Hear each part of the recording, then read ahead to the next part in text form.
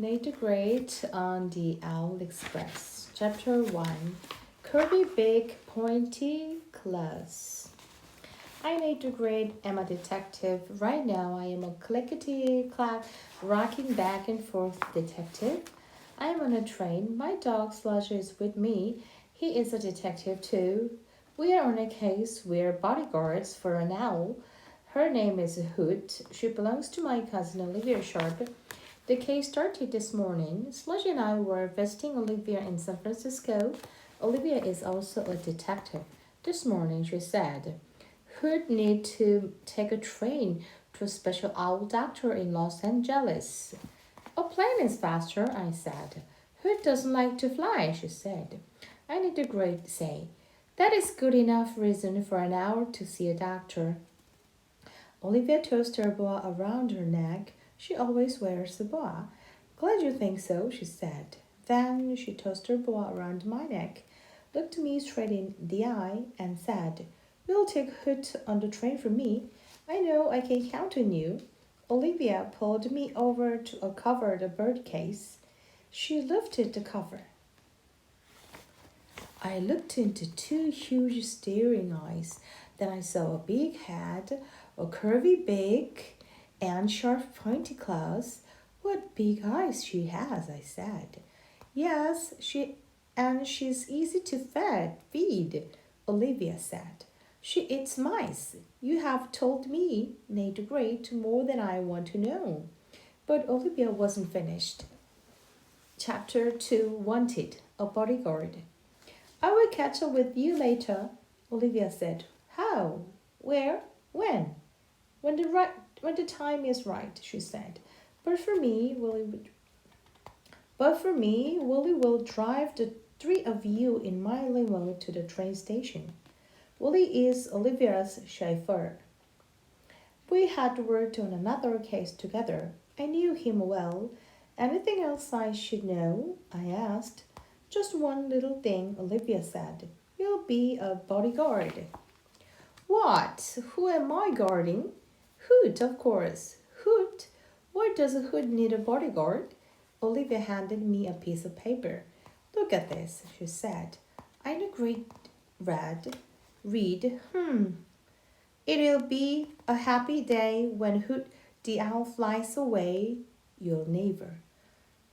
I said. Do you think someone in this building is trying to get rid of a hood? Yes, and I make sure all the neighbors know that Hood will be on the train today. So if the note writer takes the train and tries to get at Hood, we'll catch him or her. Good plan, I said. But why aren't you Hood's bodyguard? Olivia tossed her boa. Because my neighbors know that I know what they look like. If they see me on the train, I might scare them off. That's why I need you. And that's how I made the grade became a bodyguard for an hour. Chapter 3 All aboard. Sludge and I got into the back of the limo. Willie was already in the front seat with the covered cage beside him. I was glad he was not beside me. Willie turned around.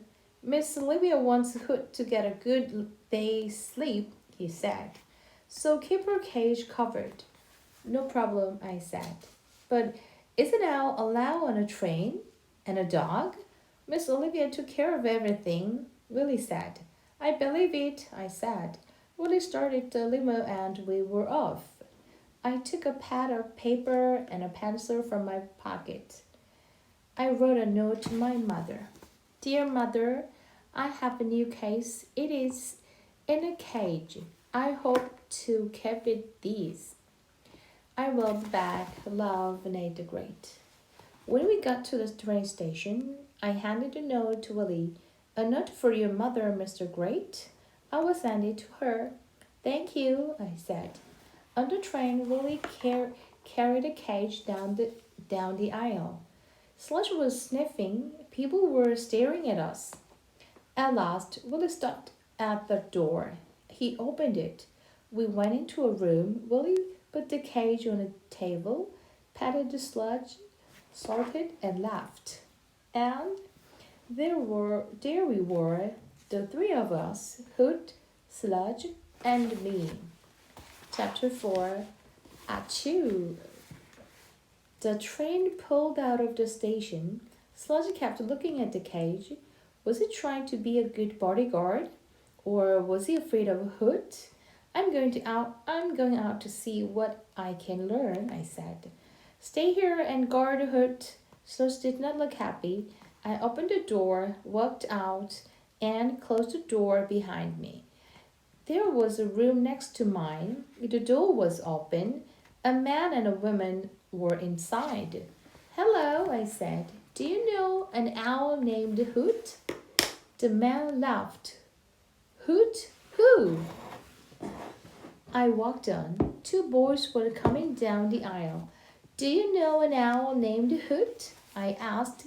They laughed. Hoot, hoot, hoot. I walked on.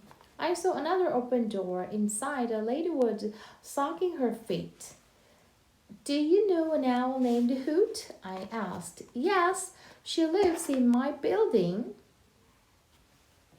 I see, I said. Is anyone else from your building on this train? Yes, two men. One is a musician. He is in the lounge. I don't know where the other man is. Last question. Do you like Hoot?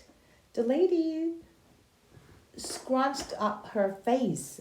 She makes me sneeze. Doc, I'm about to sneeze right now. Thank you for the information, I said. I will use it right now, especially the last part. I ducked and rushed away. I knew that the lady had a reason for not liking Hoot. Chapter 5. The Look-alike. I walked on. I passed rows of people. They were sitting, talking, reading, sleeping, or just looking out the window. I found a lounge. I saw a man with a guitar. My name is Nate the Great, I said. Tell me, do you like Hoot the owl? Sure, he said. She screeches. And it's like music to my ears. Glad to hear that, I said. Now I'm looking for another man who knows Hoot. The musician smiled. The owl man. He looks like an owl. He's just sitting back there. You know him when you see him. Thank you, I said. I'm writing a song about sound, the musician said. A wolf can howl without a towel, but sometimes needs to use a vowel. Well, have a good time trying to rhyme, I said. Hey, nice rhyme, the musician said. I walked back to where people were sitting in rows. I stared at everyone. Then I saw a man wearing a spotted shirt and big yellow glasses. His hair stuck up in 2 points. The owl man. I bent over him. Perhaps you like Hoot the owl, I asked. Perhaps I don't, he said. Perhaps keep telling me I look like her big brother. I walked on. Maybe Hoot did need a bodyguard. Three people who knew her were on this train. 2 of those people might not like her. I went back to my room. I opened the door. Sludge was standing there with his ears perked up like a good bodyguard. He wagged his tail. I looked at Hoot's cage. It was just where Willie had put him. Fine job, Sludge, I said. Sludge wagged his tail again. Time to rest, I said. I sat down on a couch. I looked out the window. I saw trees going by and mountains and lakes. I closed my eyes. Chapter 6. The Cage. I heard a voice. It belonged to my friend Annie. She was talking in rhyme. Do you know where you are? Take a big guess. You're asleep on this case on the Hour Express. What was Annie doing on this train? Then I heard a strange voice. It belonged to Rosamond. She is the only strange person I know. She was also talking in rhyme. Don't snooze, find clues, try hard, bodyguard. I sat up suddenly. I knew the great had been asleep.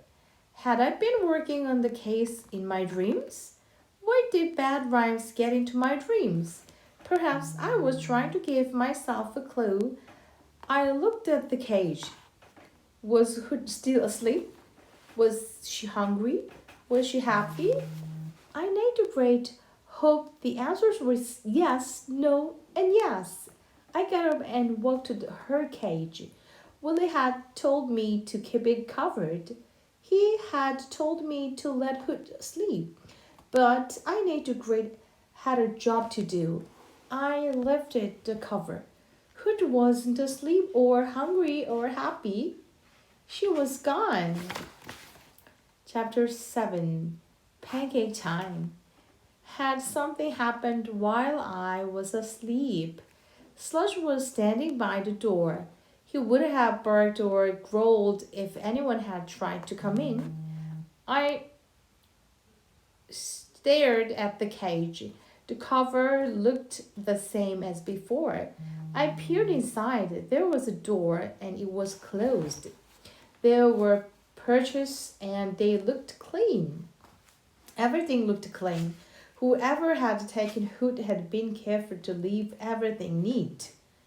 But who had taken her? And how? I needed time to think. I needed pancakes. Wait here, Sludge, I said. I rushed to the dinner car. I sat down. A waiter came over. Has anyone ordered a mouse to go? I asked. The waiter laughed. A mouse? Did you know there's an owl on this train? I asked. The waiter shrugged. I heard people talking about it, but nobody seemed to have seen it.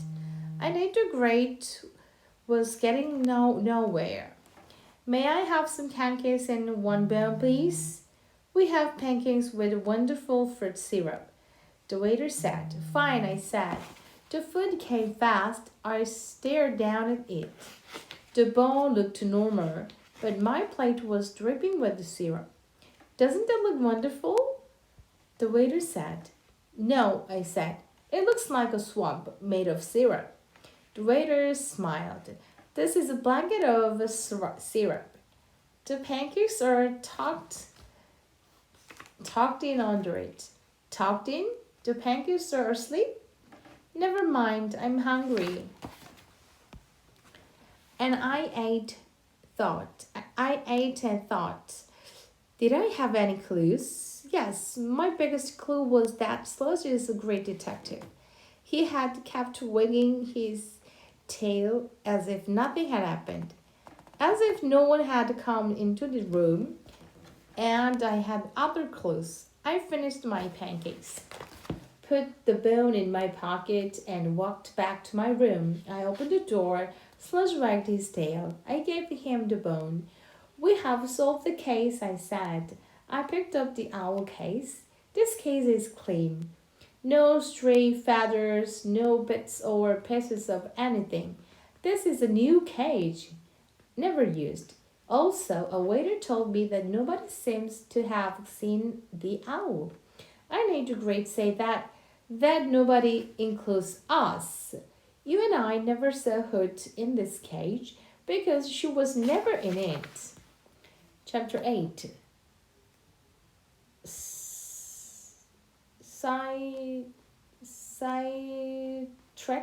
Sidetrack.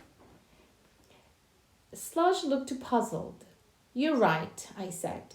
We have not solved the case. We still don't know who wrote the note. And we don't know why Olivia wanted us to guard an empty cage. She planned this well. She didn't want me to look in the cage. That's why I was told that Hood needed a good day's sleep. She told me about the mice to make sure I wouldn't try to feed Hood. And now here we are, you, me, and an empty cage on a train on the way to Los Angeles. Olivia said she would catch up with us.